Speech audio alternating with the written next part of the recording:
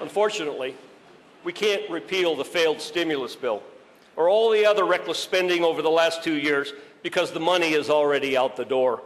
The federal budget deficit this year will be over $1 trillion for the third straight year, according to the nonpartisan Congressional Budget Office.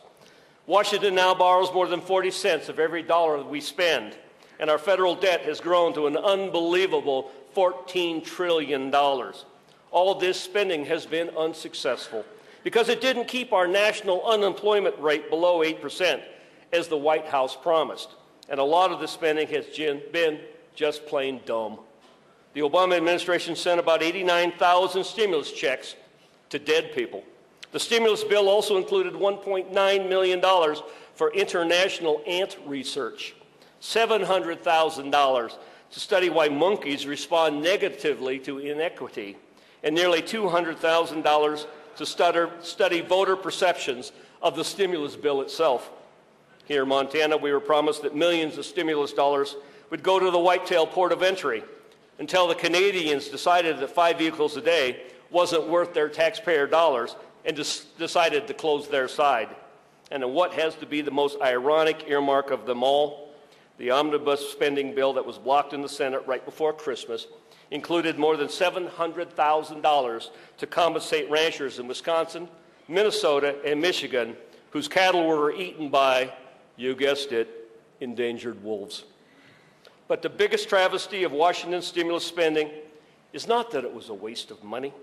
It's that the money has been stolen in plain sight from our children and our grandchildren. Every dollar of the national debt is a dollar our children will not have the freedom to spend or to save for themselves.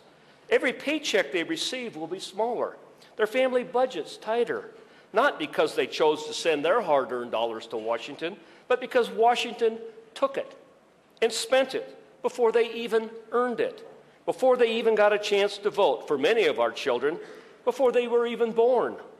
This is what taxation without representation looks like in the 21st century. And it means our nation's fiscal mess is not just a math problem, it's a moral problem. And we owe our children much better leadership.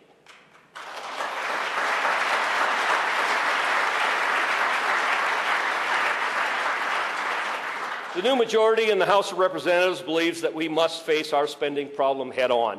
And that's why we unanimously voted to ban earmarks in the 112th Congress. I stand before you as a reformed earmarker. I know that reform is long overdue, and I know it's just the first step we need to take to get back on the path of fiscal discipline.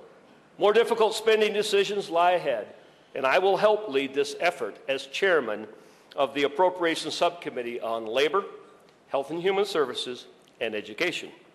This is the subcommittee that has the power to end funding for Obamacare. It's a subcommittee with major responsibilities for entitlement reform,